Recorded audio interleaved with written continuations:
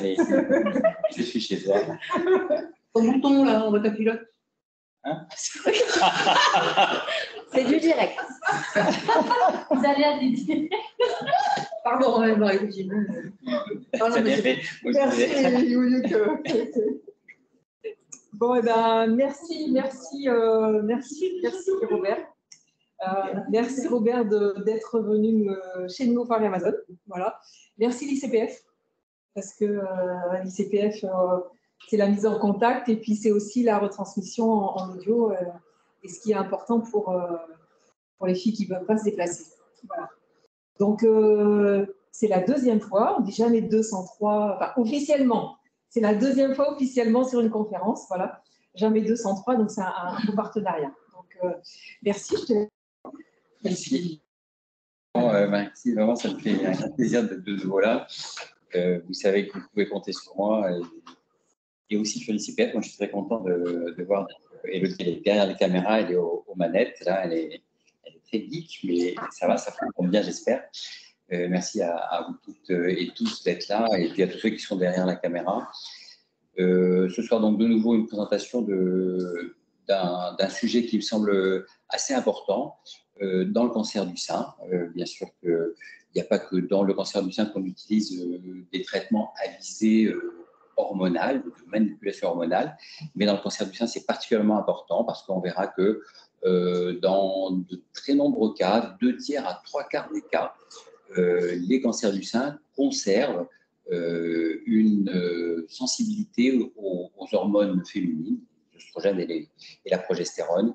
Et donc, c'est un moyen de bloquer de manière plus prolongée les possibilités qu'un cancer, ou quelques cellules résiduelles d'un cancer qui a été traité complètement, puissent se récidiver un peu plus tard.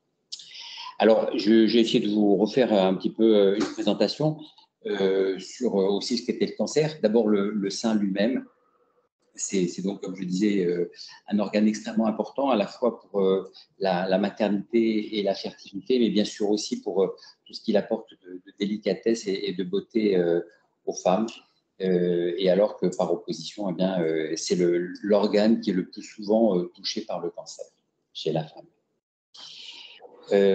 Alors, quelques définitions, il ne faut pas en avoir peur. C'est juste pour essayer de replacer le cancer dans la perspective. Un cancer, c'est d'abord des cellules qui vont dégénérer, qui vont plus être sous contrôle, sachant que finalement, c'est presque étonnant qu'il puisse y avoir un cancer, tellement il faut de circonstances pour qu'elles apparaissent. Il y a 30 000 milliards de cellules dans un corps humain, et dans ces cellules, il y a une information qui s'appellent donc des gènes, qui sont regroupés sur des chromosomes. Donc, ce sont ces gènes qui vont donner l'information à une cellule pour qu'elle puisse se former, croître, subsister, mourir, etc.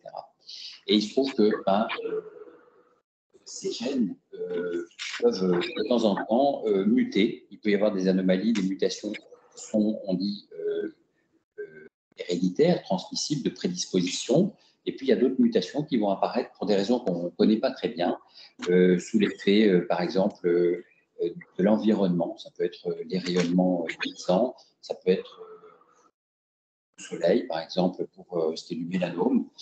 Dans le cadre du cancer du sein, il y a plusieurs gènes qui sont mutés, mais on n'a pas de certitude quant à l'environnement. On sait que l'alcool, le tabac, malgré tout, peuvent aussi être des facteurs favorisant l'apparition de mutations et donc l'apparition de cancers plus fréquents. Alors, quand ce programme de fonctionnement de la cellule est déréglé, on a tout un tas de mécanismes de réparation de ces gènes dans l'organisme. Et donc, ces gènes qui sont anormaux, ils sont analysés par notre système et il peut soit les réparer, soit s'il estime que la cellule n'est pas réparable, et éliminer la cellule. Et parfois, certaines cellules, bien que non réparables, vont rester viables et vont donc acquérir des capacités de prolifération et vont donc avoir ces capacités de prolifération incontrôlées. Et c'est ce qu'on appelle donc une tumeur maligne ou cancéreuse. les cellules vont avoir tendance à envahir les tissus avoisinants, puis ensuite à migrer à travers des vaisseaux lymphatiques, ce qui donnera des ganglions lymphatiques, et puis migrer même plus à distance, donnant des métastases, ce qui met bien sûr en jeu la vie de la patiente. Le cancer du sein, donc on disait que c'est le plus fréquent chez la femme, c'est plus du tiers de l'ensemble des nouveaux cas de cancer dans cette population. Il y a différents types de cancer du sein, on verra le schéma tout à l'heure, selon le point de départ, je dirais, du sein.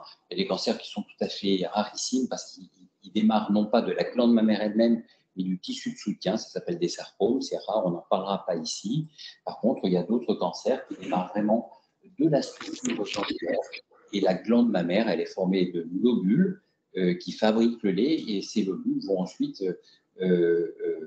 aller se déverser dans le canal galactophorique, celui qui va emmener le lait jusqu'au niveau du mamelon, et ensuite on va faire la lactation.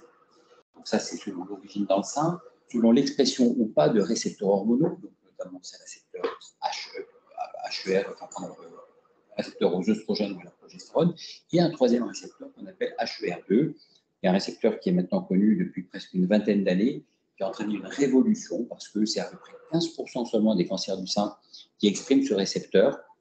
Mais quand il est exprimé, on a développé tout un tas de modalités thérapeutiques qui permettent de bloquer la cellule cancéreuse et donc d'éviter que le cancer ne devienne trop agressif.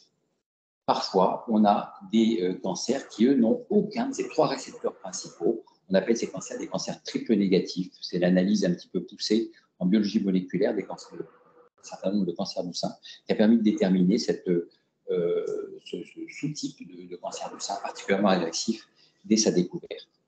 Donc l'agressivité, on en parle ici. Certains vont beaucoup plus vite. On sait que chez la femme un peu âgée, le cancer peut aller plutôt moins vite. Il est souvent difficile de déterminer l'agressivité initiale d'un cancer du sein. C'est pour ça que quand on questionne les patientes, on leur demande si elles ont pu faire l'autopalpation, si elles ont senti quelque chose qui est vraiment apparu de manière rapide. Et ça, on peut le retrouver. Donc, on appelle ça le potentiel évolutif. Au-delà de ça, il y a aussi dans ce potentiel évolutif des seins qui sont réellement inflammatoires, avec un sein qui est plus ou moins atteint par une maladie qui est devenue inflammatoire très rapidement. Ce sont des cancers qui sont vraiment agressifs aussi. L'hormonothérapie, donc c'est un traitement qui ajoute, supprime ou bloque certaines hormones circulant dans le corps.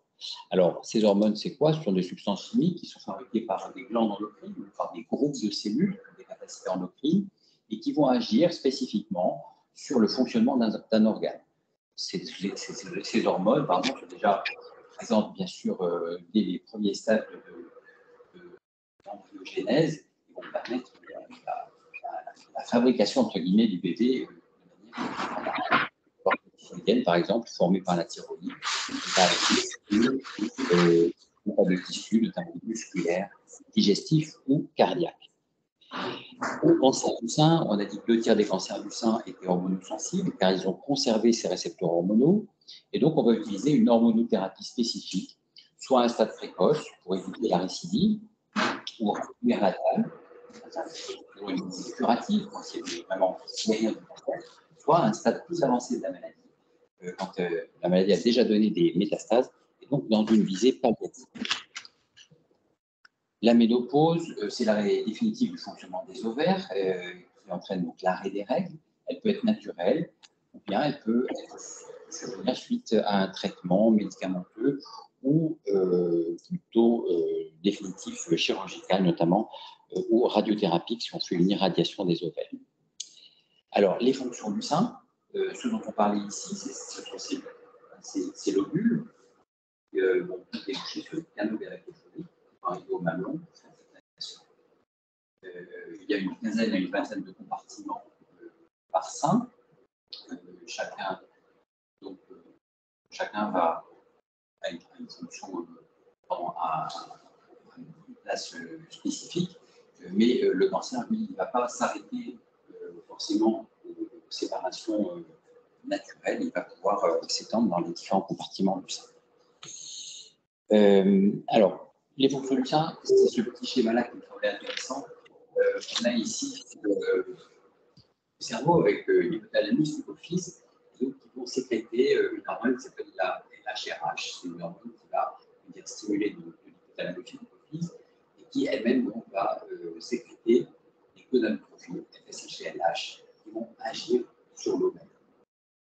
On verra que c'est intéressant de connaître cet axe hypothalamo-ovarien, puisque c'est celui qui fonctionne chez la femme en préménopause et qui permet donc la sécrétion des œstrogènes et de la progestérone. Tout le reste, c'est un petit peu moins intéressant. On va avancer. Et donc, quand on est à la phase ménopausique, ce fonctionnement ici est interrompu puisque les ovaires se sont mis en arrêt. Et donc, les femmes, elles, vont garder tout leur caractère sexuel secondaire parce que, bien sûr, il va continuer d'y avoir une sécrétion d'hormones féminines en utilisant donc, les glandes surrénales, des petites glandes qui sont au-dessus des reins. Et donc, ils vont pouvoir sécréter des hormones masculines, des androgènes, qui seront transformés avec une enzyme qu'on appelle l'aromatase en hormones féminines. Tout ça, c'est pour essayer de vous expliquer après le mode de fonctionnement des traitements qu'on va utiliser. Alors,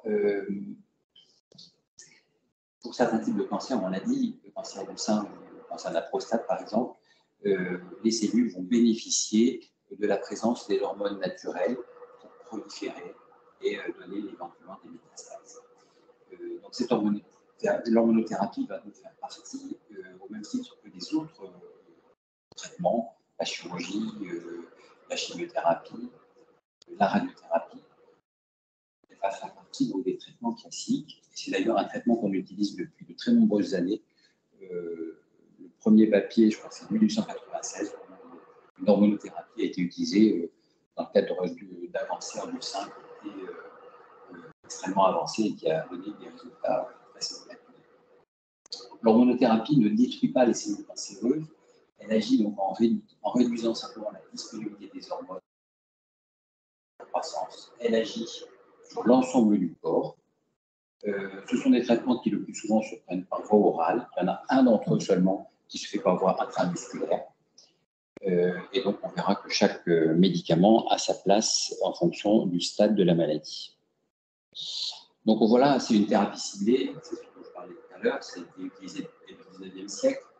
Il faut bien comprendre que le traitement, l'hormonothérapie, ce n'est pas vraiment quelque chose qui va apporter une hormone dans le cadre du cancer du sein, et qui va donc plutôt diminuer le taux de ces hormones féminines qui peuvent être utilisées par les cellules cancéreuses. Donc moi, je parle plutôt en général de manipulation hormonale. On va mettre des médicaments qui vont modifier la disponibilité des hormones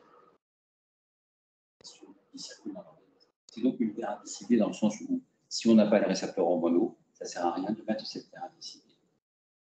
On va déterminer la présence de ces récepteurs hormonaux de deux manières, soit en regardant sur la biopsie ou sur la pièce opératoire au microscope, on va regarder les colorants la présence de ces récepteurs en déterminant le pourcentage de positivité qui va de 10 à 100%, et plus les récepteurs sont fortement positifs, plus l'efficacité de l'hormonothérapie sera avérée.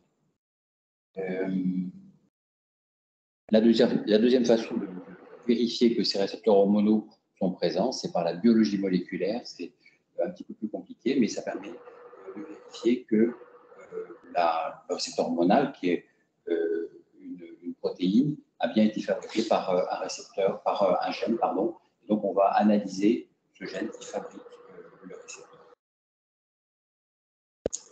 Alors, les trois types d'hormonothérapie, les trois cadres, c'est donc après la chirurgie, qui est chimiothérapie ou radiothérapie associée. Donc, on parle d'hormonothérapie adjuvante. Elle intervient après le traitement principal qui est la chirurgie. Elle peut être faite en néoadjuvant, c'est-à-dire qu'elle va être faite avant le traitement principal qui est la chirurgie. Elle va permettre de faire une chirurgie qui va être conservatrice plutôt que de faire une mastectomie. On a une réduction suffisamment importante de la taille du sein. On va pouvoir conserver le sein et faire juste une tumorectomie et non pas une mastectomie complète.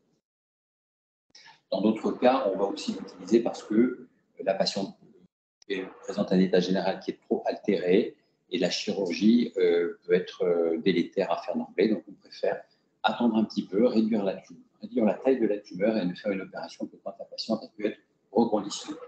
Enfin, la troisième situation, c'est quand la maladie, malheureusement, a déjà quitté le sein et a donné des métastases à distance. Et l'hormonothérapie peut avoir des effets tout à fait impressionnants. Elle a remplacé dans bien des cas, d'ailleurs, en première ligne, de la chimiothérapie, en l'associant notamment avec d'autres molécules qu'on donne aussi par voie orale, dont on ne parlera pas là, mais qui sont en plein développement et qui donnent des réponses qui peuvent être extrêmement prolongées avec des tolérances qui sont souvent bien meilleures que la chimiothérapie. Alors, si on reprend notre petit schéma là, l'hormonothérapie peut agir de deux manières. Elle va bloquer le récepteur sur lequel il y a fixé l'hormone. Ce sont des anti-œstrogènes. Les plus communs, c'est le Nolvadex, tamoxifène, de plus de 30 ans d'âge, le Faslodex, fulvestrant, plus spermatramusculine. Elle peut d'une autre manière réduire, pour supprimer la présence d'une hormone dans l'organisme.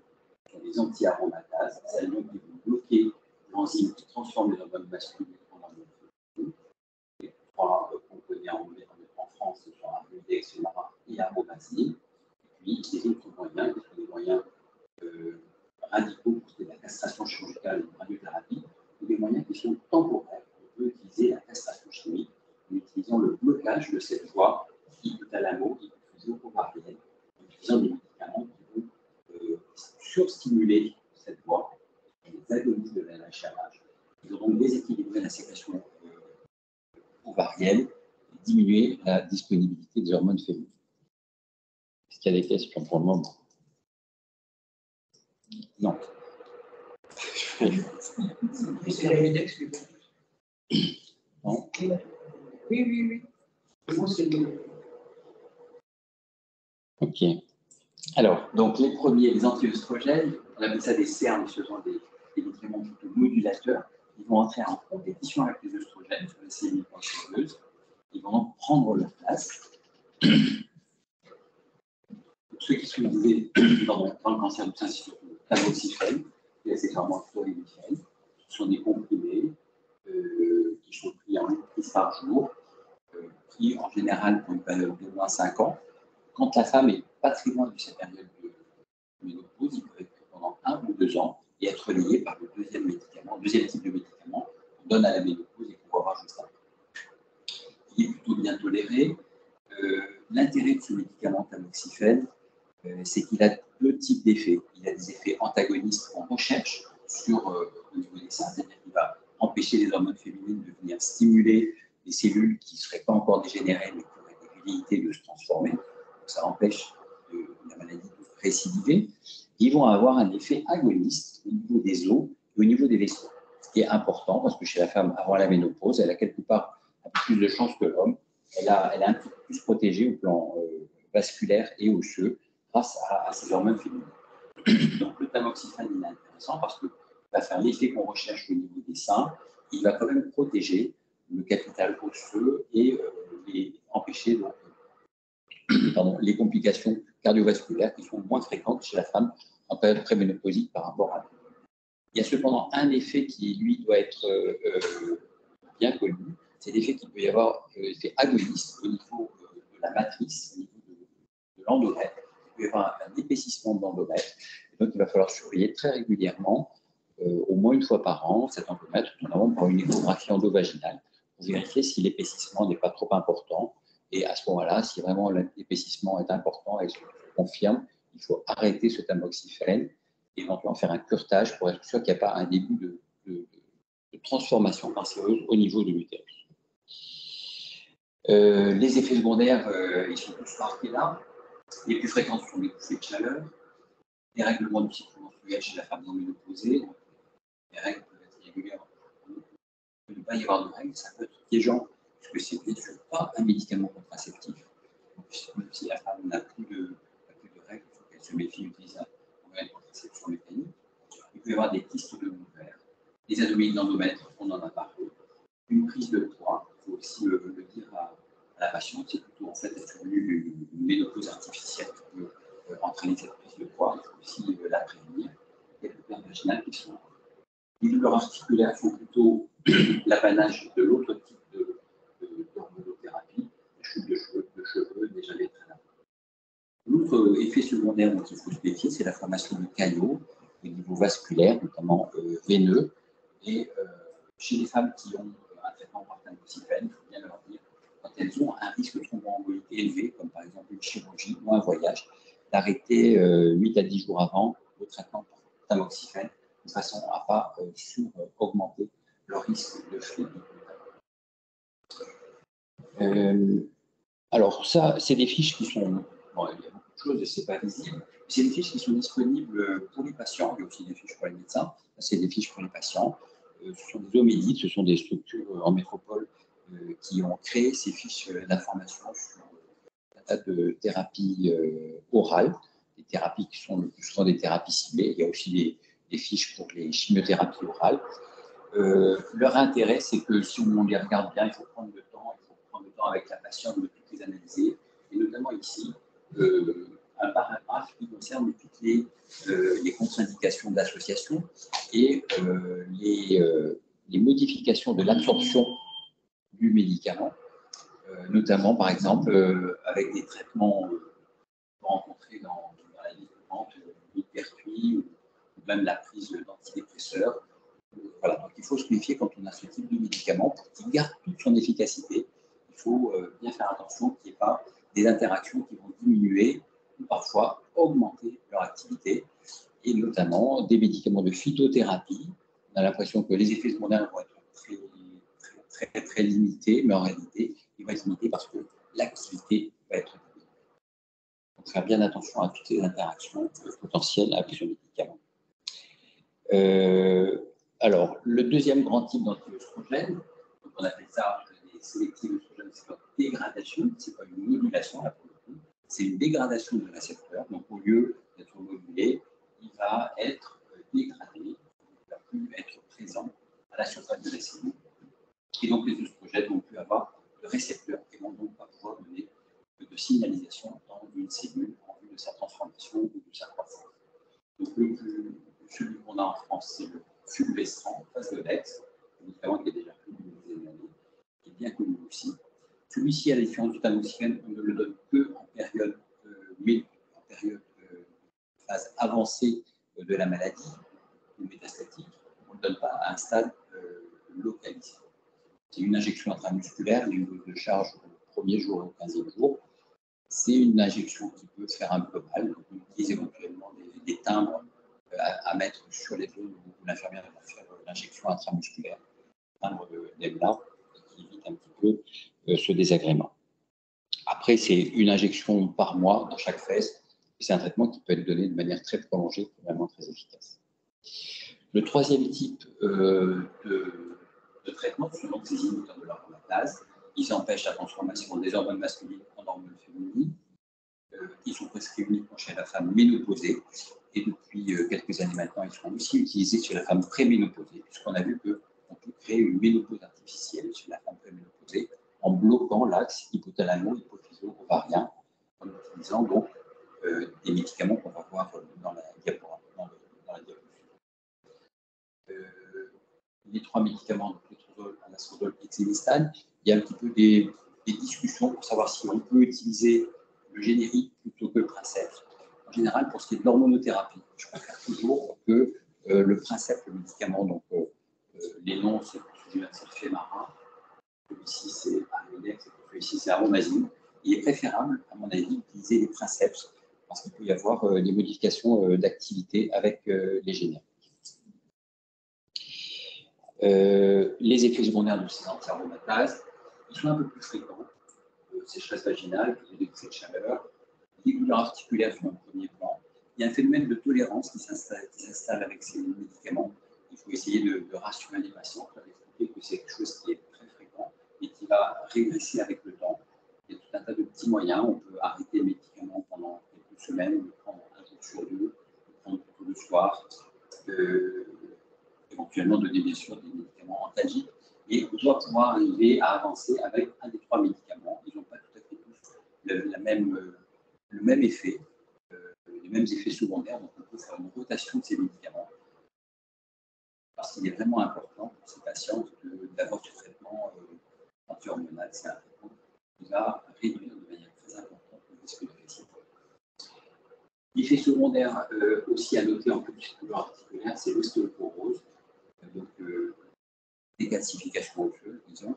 Il faut donc faire une ostéodensitométrie, ça consiste à mesurer un peu cette calcification, le statut du capital osseux chez la patiente avant de commencer, avec également une radiographie des vertèbres pour être sûr qu'il n'y a pas déjà des fractures au niveau des vertèbres, des placements au niveau des vertèbres.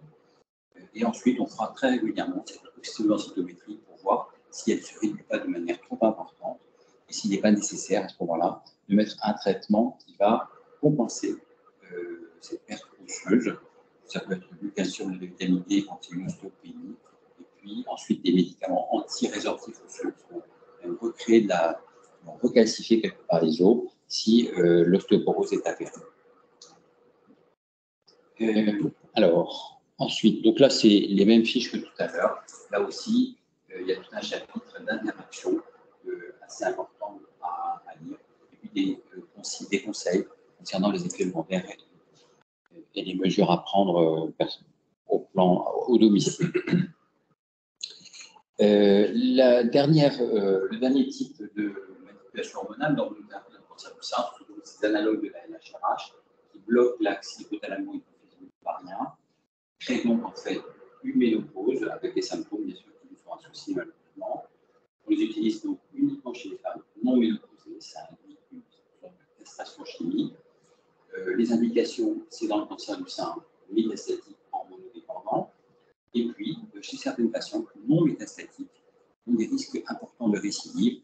On fait un blocage encore plus serré, je dirais, chez ces patientes, en essayant de diminuer le plus possible la disponibilité des hormones féminines, de façon à ce que le taux d'œstrogène soit au plus bas et que le risque que des cellules en voie de se transformer n'ait quasiment aucun fuel pour proliférer. Ces agonistes, il y en a trois types qui sont utilisés en métropole, le décapeptide, le cancer du sein localisé, et puis deux autres, l'énantone et l'azoladex, qui peuvent être utilisés aussi dans le cancer du sein métastatique. En règle générale, ces médicaments qu'on utilise plutôt mois par mois. Ce sont des médicaments qu'on utilise également dans le cancer de la prostate, puisque l'axe hypothalamo-hypophyso-ovarien, il a le pendant axe hypothalamo-hypophyso-testiculaire chez l'homme. Chez l'homme, on l'utilise plutôt tous les 3 mois ou tous les 6 mois. Chez la femme, les autorités sanitaires n'ont pas jugé que c'était possible de l'utiliser en 3 mois ou 6 mois, ce qui fait qu'il faut faire la piqûre chaque mois. Des effets secondaires assez fréquents, une déminéralisation, des maux de tête, une modification de la libido, c'est une castration, donc bien sûr, et très diminuée, une sécheresse vaginale, une sudation excessive, et parfois, on peut avoir une hypercalcémie au début du traitement. Alors, les manipulations non médicamenteuses, c'est une ablation des ovaires, une éradication des ovaires, c'est des techniques qu'on utilise quasiment plus, qui sont assez radicales, mais qui, pour certaines patientes qui ne peuvent pas supporter les traitements de castration chimique, peuvent avoir leur intérêt. Donc, les messages, 3/4 des cancers du sein, 2 tiers à 3/4 des cancers du sein expriment toujours les récepteurs hormonaux, l'un ou les deux, quand les cellules sont transformées. L'hormonothérapie est le traitement systémique le plus efficace de ces cancers hormonosensibles. Les recommandations actuelles pour les cancers du sein non métastatiques, c'est au moins 5 ans d'hormonothérapie. Les discussions se font et se défont très régulièrement pour savoir s'il ne faut pas faire 7 ans, voire 10 ans, notamment avec le tamoxifène. Une étude assez importante qui montrait que de faire 10 ans de tamoxifène diminuait dans la 2e décennie de manière très importante le risque de récidive de cancer du sein. Il faut quand même voir que c'est des traitements qui ont des effets secondaires qui sont marqués, même si la patiente arrive à tolérer et à vivre avec ce traitement-là, connaissant l'importance de le vivre. Faire 10 ans d'un traitement comme celui-là, ce n'est pas toujours évident. Donc, voilà, ce n'est pas possible de le faire chez tout. Mais au moins 5 ans, c'est vraiment quelque chose d'important. Le tamoxifène est efficace avant et après la ménopause. Il y a des effets secondaires agonistes et des effets secondaires antagonistes. Les effets secondaires agonistes qu'il faut surveiller, c'est donc le cancer au niveau de la matrice. L'autre type de médicament inhibiteur d'aromatase, c'est plutôt donc, la femme ménopausée, ou alors en association chez la femme ménopausée avec le blocage de la voie hypothalamo-hypophyso-ovarienne. Alors après, je crois que voilà, si ça peut marcher. Je ne suis pas sûr que ça marche, mais non, sur toi, ah si, ça va peut-être marcher.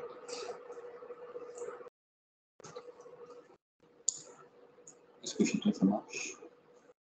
Non, ça ne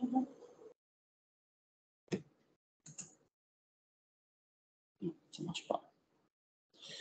Sinon, il faut aller sur YouTube et regarder, c'est une petite vidéo qui est faite par quelle école j'ai vu. Ça marche? Ça marche? Mais il n'y a pas le son. Salut, t'es dispo là? Je suis en réunion minute, il n'y a aucun problème, je t'écoute si c'est dans ton équipe. Bon, c'est le week-end, mais c'est un peu gênant quand même. Mais si, vas-y, il n'y a aucun problème, je t'écoute.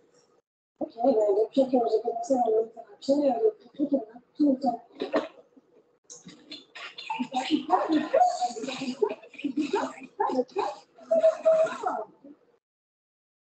Ah, l'hormonothérapie. C'est quand tu prends tes traitements contre le cancer terminé que l'hormonothérapie arrive. Enfin, seulement pour les cancers hormonodépendants. L'hormonothérapie fait partie du parcours de soins après la chirurgie, la chimio et la radiothérapie. C'est des cachets à prendre tous les jours, dans une piqûre mensuelle pendant 5 à 10 ans. Et ça permet de te protéger d'une éventuelle récidive. Comment ça fonctionne? Certaines cellules cancéreuses se nourrissent d'hormones féminines. Ces cellules ont des capteurs. Et lorsque ces capteurs s'autocaptent d'oestrogène, elles se multiplient. Par contre, si on stoppe ces récepteurs ou la production d'oestrogène, le cancer est bloqué. Donc, parmi les meurt. Et pour bloquer ce processus, il y a différents types de molécules. 1. Le tamoxifène. C'est un comprimé qui bloque les récepteurs hormonaux sur la surface des cellules cancéreuses. Il est le plus souvent proposé aux femmes non ménopausées, parfois aux femmes ménopausées. 2. Les anti-aromatases. Ce comprimé bloque carrément la production d'oestrogène. Il est donné aux femmes ménopausées. Oui, les femmes ménopausées produisent encore un peu d'oestrogène. Et aussi à certaines femmes non ménopausées. 3. Les agonistes de la LHRH. C'est une injection mensuelle qui va bloquer la production d'hormones de l'ovaire pour les femmes non ménopausées. Il peut parfois être combiné au comprimé que je viens de citer pour avoir plus d'efficacité. Et le résultat, l'hormonothérapie permet une protection à long terme. Oui, parce qu'il se peut qu'après les traitements, il reste des cellules cancéreuses dans ton sein ou ailleurs dans ton corps. Cette technique permet donc au corps d'évacuer d'éventuelles cellules cancéreuses qui seraient toujours présentes. Ce qu'il faut savoir, cette technique peut sauver des vies, même si elle a de nombreux effets secondaires. Alors, l'effet de chaleur, surnourriture de cellules, baisse de libido, sécheresse vaginale, fatigue, prise de poids, et pour finir, douleur articulaire. Ça le programme. Non, mais c'est vraiment maîtrisable. Juste pour ça, il faut en parler à ton médecin. Il y a plein de solutions qui existent, et personnellement, j'ai testé, ça fonctionne. Alors, il y a tous les soins de support, genre l'acupuncture, etc., le lubrifiant, l'activité physique, et puis parfois même des médicaments qui peuvent vraiment soulager et améliorer ta quotidien. Il faut également savoir que certains de ces molécules peuvent entraîner une dégradation de la fibrosité des os, une augmentation du cholestérol. Le cancer de l'utérus sont ultra-lourds. Ça, c'est une formation dans les veines, des membres ou des poumons. Donc, il faut bien suivre tout ça. Ah, dernière chose. L'hormonothérapie ne te dispense pas les méthodes de contraception. Même si tu n'as pas tes règles, ton gynéco sera conseillé une méthode non hormonale. Comme par exemple le stérile de cuivre pour le préservatif. En résumé, l'hormonothérapie est un traitement pour les cancers hormonodépendants. Ce traitement arrive en fin de parcours de soins après la chirurgie, la chimio et la radio. Il est administré sous forme de cachet quotidien, une injection mensuelle pour une durée entre 5 à 10 ans. L'hormonothérapie offre une protection à long terme. Il entraîne aussi de nombreux effets secondaires qui peuvent être gérables dans la plupart des cas. Donc il faut absolument en parler à son médecin afin de trouver des solutions. Et voilà, c'est déjà la fin du premier épisode de cette saison 2. N'hésite pas à aller voir les autres vidéos sur chouinpardocteur.com. Des bisous et à bientôt.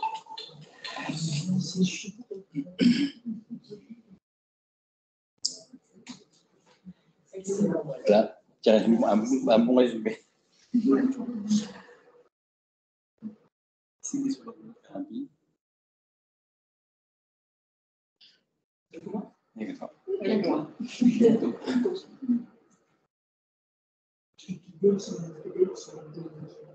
faut convaincre. Ceux qui faut convaincre, il faudra convaincre. C'est sûr Comme que personne n'a le choix. on a toujours le choix. Tu ne peux pas t'imposer un traitement, tu as toujours le choix de tes traitements. Ça, c'est une certitude. C'est toujours une proposition. En fait. Mais en fait, on essaie de faire la proposition qui est la meilleure pour toi. Ça, souvent, on a l'impression qu'on sait exactement ce qu'il faut pour toi, mais on n'a pas toujours les bons arguments pour te convaincre. Ça. Donc, il faut trouver les bons arguments.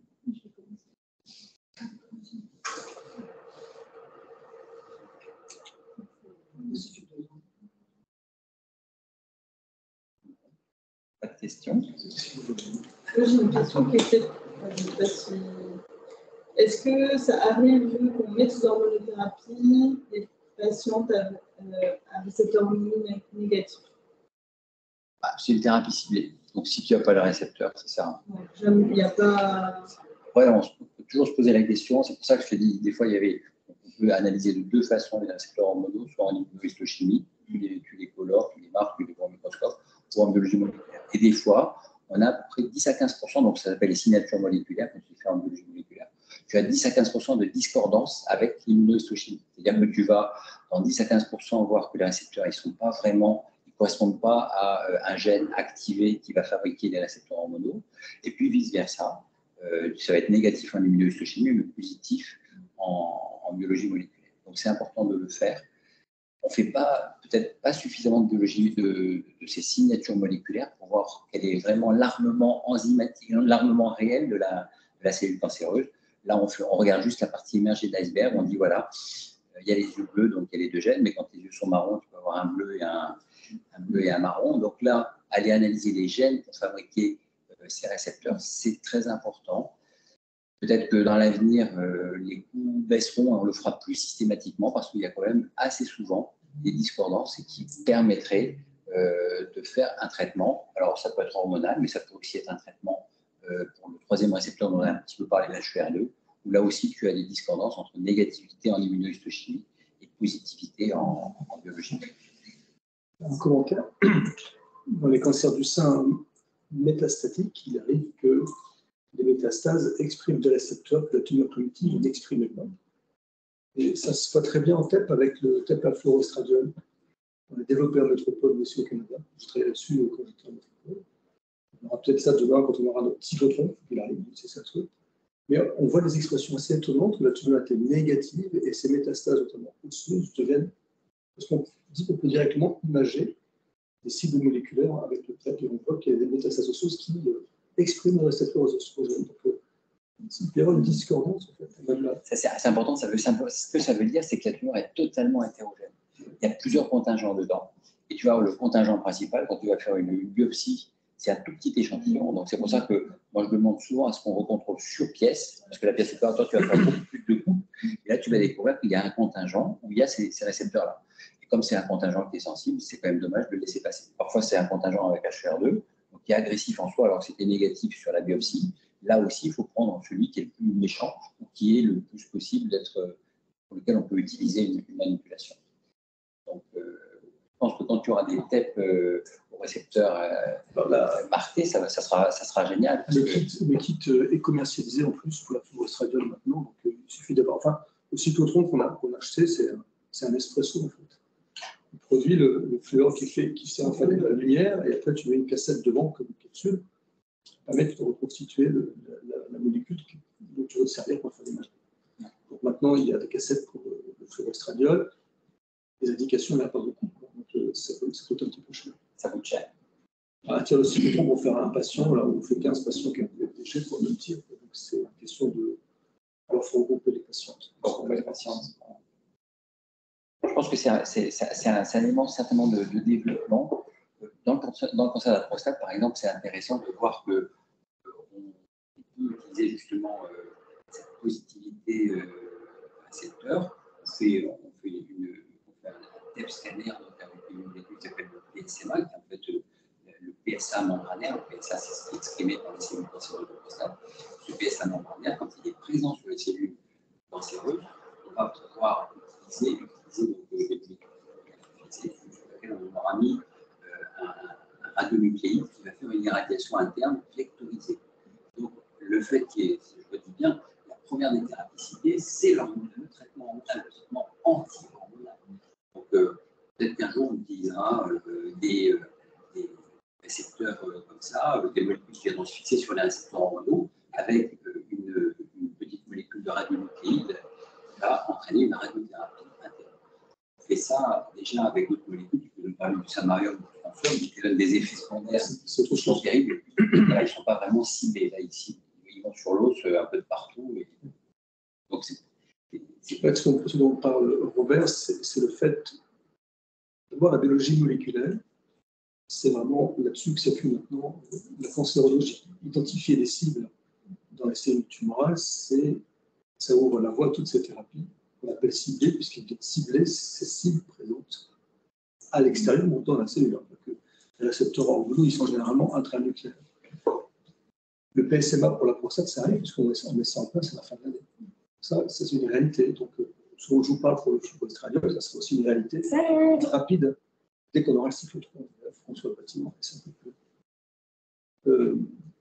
J'avais une question sur la durée de l'hormonothérapie en situation adjuvante quand la patiente a fait tout le parcours de soins. On avait limité à 3 ou 5 ans. Initialement, c'était pourquoi? C'était pour l'endomètre éventuellement? C'était juste comme ça pour dire au bout de 5 ans, on pense que c'est suffisant en termes de protection? Alors, avant, ce n'était pas limité à 3 à 5 ans. Ah, oui. Le tamoxifène, il y a des patients qui ont pris pendant 20 ou 30 ans. Ah, okay. Le tamoxifène, c'est une très vieille molécule. Alors, quand on dit 30 ans, je pensais à plutôt 40 ans. Il y a tout un tas de patients pour lesquels on n'avait pas encore toutes les grandes études d'hormonothérapie, que ce soit avec le tamoxifène ou les anti-aromatases. Et donc, les patients ont dû laisser parce qu'on avait évalué que leur tumeur était agressive, qu'elle était très hormonodépendante. Et donc, on pensait que ça allait faire du bénéfice. C'est toujours la question du bénéfice et du risque. Et si on utilise du tamoxifène pendant 20 ans, le risque qu'il y ait un cancer de l'endomètre, il va augmenter chaque année. Le risque de chevillite, il va aussi augmenter, etc. C'est ça. Donc, mais comme ça se donnait chez les femmes préménopausées et ménopausées, il y avait tout un tas de femmes qui sont restées pendant 10 ou 20 ans sous ce traitement-là. Moi, je viens d'en voir une, ça fait 17 ans qu'elle est sous Femara, parce qu'elle avait initialement une maladie cancéreuse métastatique. Et donc, elle avait quelques nodules pulmonaires. Donc, elle était suivie ailleurs, elle fait son tour du monde en bateau, et puis elle vient me voir, elle me dit, je suis sous Femara, est-ce que je pourrais l'arrêter? Comme ce n'est pas moi qui l'ai mis en place, c'est très délicat. C'est-à-dire qu'une patiente qui était, il y a 17 ans, métastatique, qui a eu tout un tas de traitements, et puis qui se retrouve 17 ans après être là, les imageries classiques sont négatives, bien sûr, pour s'assurer que c'est vraiment négatif. Et moi, j'ai envie d'arrêter son traitement, parce qu'elle a une ostéoporose vraiment très importante. Bon, mais elle me dit, je vis avec. Moi, sur le bateau, j'étais celle qui était la plus en forme, ce qu'elle me dit sur son bateau de croisière. Donc, il y a ce phénomène de tolérance quand on sait que ça nous fait du bien. Et alors, quand on a été métastatique, que ce traitement-là permet qu'on soit toujours en rémission, l'arrêter, on ne vit plus. C'est-à-dire que c'est une espèce de carapace qu'on a eu pendant ces 15 ou 17 années. Donc, l'arrêter, elle a vraiment très peur de l'arrêter. Alors, bon, elle a des effets secondaires qui sont maintenant extrêmement marquants. Et l'acceptation, il y a des histoires de redémarrage de cancer à l'arrêt de ces longues hormonothérapies. Il y a des histoires de chasse. Mais alors, c'est pareil que pour les traitements, par exemple, qu'on utilise dans le cadre des cancers du poumon. Là, c'est des thérapies ciblées anti-EGFR. Est-ce qu'on peut les arrêter ou pas? C'est une question qu'on se pose depuis pas mal de temps. Les immunothérapies, tu vois, on va les arrêter. Parce que ce n'est pas des thérapies ciblées, les immunothérapies. Ça cible certes l'immunité antitumorale, mais finalement, ça rééduque l'immunité antitumorale. Ça veut dire que quand l'immunité elle a été suffisamment rééduquée, elle n'a plus besoin de toi. Elle a une espèce d'effet rémanent. Donc, on peut maintenant, moi, à 5 ans, j'ai arrêté un patient qui avait des métastases pulmonaires diffuses, j'ai arrêté l'immunothérapie. Je lui ai fait faire une TEP et je lui ai fait faire une IRM cérébrale. Et donc, ça fait 1 an qu'il n'a plus d'immunothérapie après 5 ans. C'était le premier cas de celui-ci, c'était du niveau humain. Donc, après 5 ans d'immunothérapie, cancer du poumon métastatique, il n'a plus de traitement. C'est 1 an qu'il n'a plus de traitement et il est toujours en rémission. Donc, ce type de médicament, on peut l'arrêter. Les autres, y compris l'hormonothérapie, ça a un effet cytostatique. Chimiothérapie, ça casse la cellule, on va dire grosso modo. L'hormonothérapie, ça la bloque, ça l'éteint. Donc, qu'est-ce qui va éteindre définitivement le fonctionnement d'une cellule? Je ne sais pas. Est-ce que de la bloquer 5 ans, ou est-ce que de la bloquer plus de 10 ans que 5 ans, ça va l'éteindre plus profondément et empêcher qu'elle redémarre? Je ne sais pas. Je ne sais pas l'outil. Mais pour le moment, on était à 10 ans, c'est le repasser à 7 ans, maintenant à 5 ans. Peut-être que c'est un serpent de mer. Peut-être que, en fonction des études, maintenant on met de plus en plus de patients dans les études, 10 000 avec et 10 000 sans. Et donc peut-être qu'on va dire que maintenant c'est plutôt 7 ans, ou plutôt 10 ans, qu'il faut plutôt alterner tamoxifène et inhibiteur d'aromatase. Voilà. La deuxième question, quand on observe dans la prostate, c'est sûr, mais dans le sein, une résistance à l'hormonothérapie, on peut passer une deuxième ligne ou changer de molécule. Alors, les résistances à l'hormonothérapie, elles sont basées justement sur la présence d'un gène qui s'appelle ESR1. Et donc, ces gènes, on commence maintenant, malheureusement, ils ne sont pas encore dans tous les types, mais tu peux les faire. C'est une biologie moléculaire, puis avec l'IGF, on peut faire un petit panel de gènes de résistance, non le ESR1, et d'autres gènes qu'on peut utiliser, le PTEN, le triptylinase, etc. On peut analyser non seulement ces 3 gènes, récepteurs oestrogène, progestérone, HER2, mais un panel d'une dizaine ou une quinzaine de gènes supplémentaires qui va nous donner une idée, nous dire cette patiente, même si elle a des récepteurs hormonaux qui sont bien exprimés, elle a le gène ESR qui va bloquer l'efficacité des médicaments comme les anti-aromatases et le tamoxifène. Par contre, l'autre, le fulvestrant, lui, il ne dépend pas de ça, et donc on pourra mettre du fulvestrant. Et donc c'est important parce que si on n'a pas cette notion de la présence initiale, ou peut-être même dans un second temps, dans le contingent qui aura émergé après avoir été traité, si dans ce contingent il y a le ECR1, et c'est ce qui se passe le plus souvent, quand on a une résistance qui s'installe à l'hormonothérapie, en réalité c'est parce que le contingent qui avait ce récepteur qui les rend résistants à l'hormonothérapie, c'est ce contingent qui a pris la place et donc qui empêche l'hormonothérapie de continuer d'être efficace. Donc, on peut parfois aussi faire, je ne sais pas si c'était la question, mais on peut faire une rotation donc des manipulations hormonales et on peut regagner une efficacité. Notamment, chez les patients qui sont métastatiques, on utilise donc une hormonothérapie, soit en injection, le fulvestrant, soit comprimé, associé à un autre médicament qu'on va dire on va appeler inhibiteur de CDK4/6. 4/6, bon, c'est un gros mot, mais c'est un médicament qui va avoir une espèce d'efficacité comme une chimiothérapie, qui va agir sur le fonctionnement de la cellule et la division cellulaire. Donc, il agit un petit peu comme une chimiothérapie qui agit sur la division cellulaire. Ces médicaments, c'est des médicaments qu'on donne par voie orale, qui sont extrêmement efficaces. Ils ont une dizaine d'années, ils ont changé complètement la prise en charge des cancers du sein métastatique en première ligne. Et donc, quand on donne ces 2 médicaments, l'inhibiteur CDK et puis l'hormonothérapie, on a une efficacité pendant quelques mois, 9 mois, 12 mois, ça dépend du médicament. Et puis, il y a une résistance qui s'installe.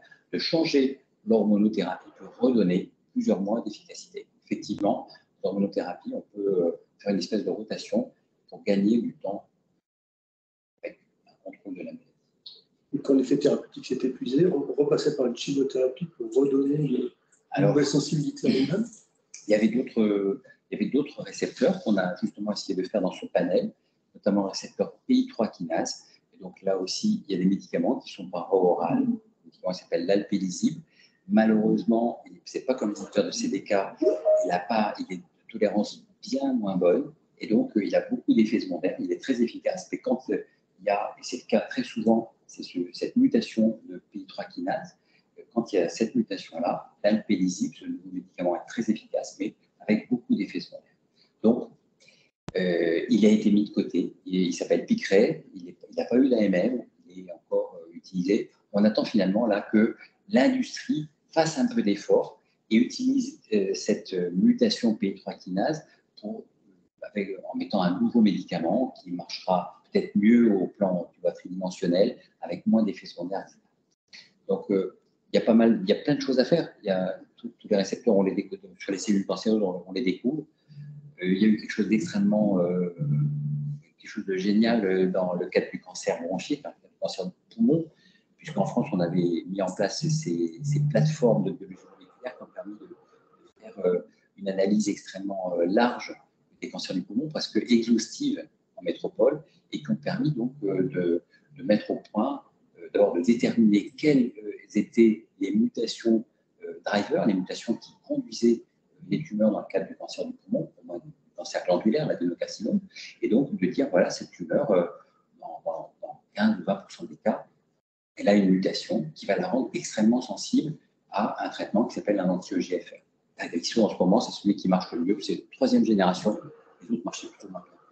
On l'utilise en maladie métastatique, et maintenant, ça marche tellement bien qu'on a remonté d'un cran, et on l'utilise maintenant en adjuvant. Quelqu'un qui a eu un cancer du poumon qui a été opéré ou irradié, qui a cette mutation EGFR, peut bénéficier en adjuvant de ce traitement, et avec un taux de cure qui est doublé. Donc, c'est des médicaments ciblés, oraux, qui sont tellement plus faciles d'utilisation, qui obèrent beaucoup moins le quotidien et qui donnent des résultats qui sont vraiment impressionnants. On espère que dans le cancer du sein, on va cravacher un petit peu plus pour avoir justement, nous aussi, une espèce de découpe comme un camembert des tumeurs du sein. Ces tumeurs sont tellement hétérogènes qu'il faut vraiment aller rechercher le petit pourcentage de mutation, parce que pour une patiente, ce n'est pas 1% de mutation, c'est 100%. Quand elle a la mutation, elle peut avoir le médicament qui va bloquer cette mutation et faire que la maladie ne va plus progresser. Ça coûte un peu. Donc, ça a été fait dans le cancer du poumon. Il y a des nouvelles plateformes, qui sont des plateformes qui vont permettre là aussi d'élargir ces analyses à toutes les autres tumeurs. Mais ça coûte cher et c'est pas encore. Alors nous, il n'y a pas de. On ne peut pas encore les utiliser ici. Mais quand on tape à la bonne porte, on peut, pour les patients qui nous semblent le nécessiter le plus, avoir ces analyses de biologie moléculaire poussées, et donc avoir une cartographie de la tumeur bien plus précise et un traitement bien plus ciblé, bien plus adapté. Mais n'oubliez pas, c'est une thérapie ciblée en long terme. La première d'entre elles. Pour réduire les effets secondaires. Alors, les effets secondaires, c'est vrai que donc il y a la rotation déjà des molécules. Aussi, il y a un phénomène de tolérance qui s'installe. C'est-à-dire que quand on va insister un petit peu, les effets secondaires vont diminuer petit à petit. Et donc, il y a une espèce d'accoutumance. Comme je disais, la patiente, ça fait 17 ans qu'elle a son traitement. Elle ne le tolérait pas très bien au début. Et puis maintenant, si elle ne l'a plus, elle ne vit plus. Donc, il y a la tolérance physique, la tolérance psychologique. Et comme elle disait, il y a tout un tas de moyens complémentaires pour essayer de faire accepter le traitement. Après, quand il y a des bouffées de chaleur, il y a des traitements là aussi. Il y a tout un panel de traitements plus ou moins puissants. Tout ce qui est l'ostéoporose, là aussi, on a des traitements. Il y a de plus en plus de moyens de contrer les effets secondaires les plus gênants et faire en sorte qu'on puisse arriver à avoir une durée suffisante de traitement. Il faut essayer d'arriver aux 5 ans. Alors, 5 ans dans la femme qui a 5 ans, c'est long, surtout si elle apprend pour un enfant, et qu'avec ce traitement-là, ça ouvre sa capacité d'avoir une grossesse. Donc, des fois, il faut accepter que le traitement ne soit pas de 5 ans, qu'on fasse 2 ans de traitement, et qu'elle fasse sa grossesse. Donc, j'ai déjà vu malheureusement des récidives à cette occasion-là. Donc, c'est quelque chose à discuter au cas par cas. Il ne faut pas être droit dans ses bottes, et il faut accepter bien sûr, de discuter tout le temps avec sa patiente et savoir ce qu'elle veut, ce qui est le plus important.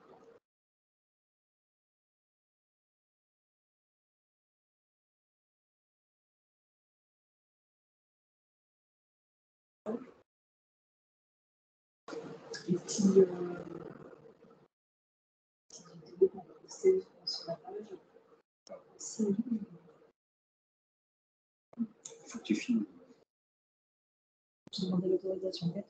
Ah, d'accord.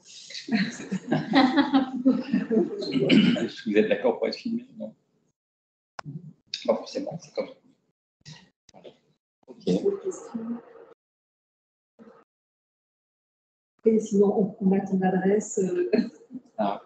Moi, je tiens aussi à dire que vraiment, je suis très heureux de venir aux Amazones, parce que vraiment, je pense que vous êtes à la pointe de l'aide, une activité comme ça qui est non médicamenteuse et qui peut vraiment aider les patients à passer un cap difficile.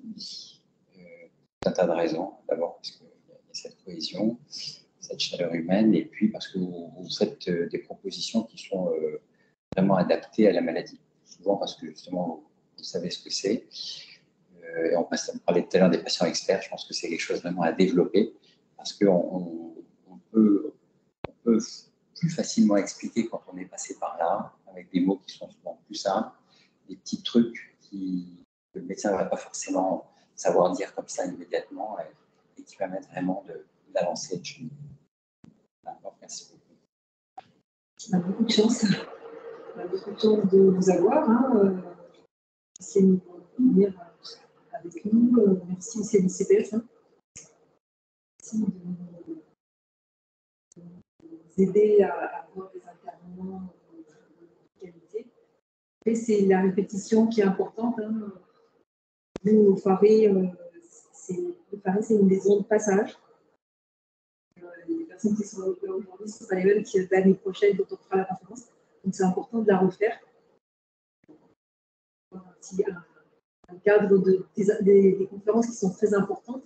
Et après, on rajoutera des petites conférences en fonction des besoins ponctuels. On pourrait créer un cycle de conférences. Effectivement, identifier les sujets qui nous intéressent. Et planifier avec un cycle, je ne sais pas, de 2 ans, par exemple, pour que ça revienne. Là, on le fait là sur 6 mois. Donc, avec un outil, du coup, on a un planning qui est établi. Donc, nous, l'idée, c'est de communiquer maintenant, on a notre planning sur les 6 prochains mois, jusqu'à la fin de l'année, de communiquer en amont avec les Amazones, avec les professionnels. Et puis, on va dire, voilà, à quel moment de cette conférence, ça peut peut-être vous intéresser, vous, ou même entre professionnels aussi. Hein. Ça reste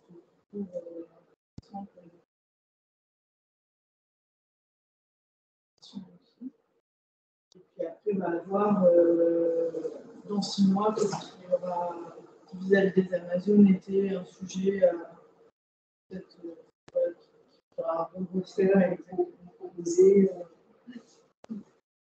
Nous, on travaille un petit peu sur des indicateurs, savoir ce qu'il y a le plus, effectivement, le plus bleu, où il y a le plus d'importance, sur des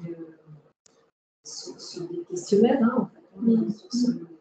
Le programme a été fait en amont, déjà en décembre l'année dernière, avec les Amazones, quelles étaient les conférences qui pouvaient nous intéresser. Et en fonction d'eux, on vient chercher des intervenants. Et, il faut qu'on fasse un bilan, savoir est-ce que ça répondait bien aux questions. On a le petit peu de réflexion au travail, mais c'est important d'être actrice de notre parcours de soins. C'est le plus important, parce que si on est actrice de notre parcours de soins, c'est plus facile pour vous de faire accepter, de faire comprendre aussi, parce qu'on sait ce que c'est qu'hormonothérapie. C'est l'importance, mais écoute, tu n'as pas forcément envie de le faire, j'ai peur, mais qu'est-ce que tu peux faire? Ça ouvre la porte au dialogue.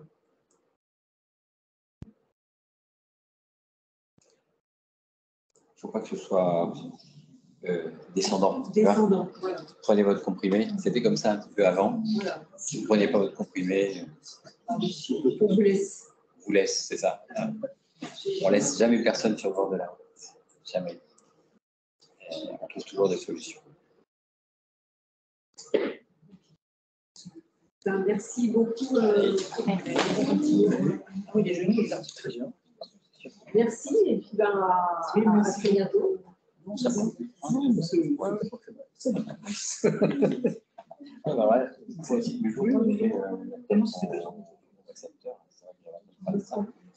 Avec Gérald Bonardet. Oui, on l'a rendu. On regarde avec le relancer.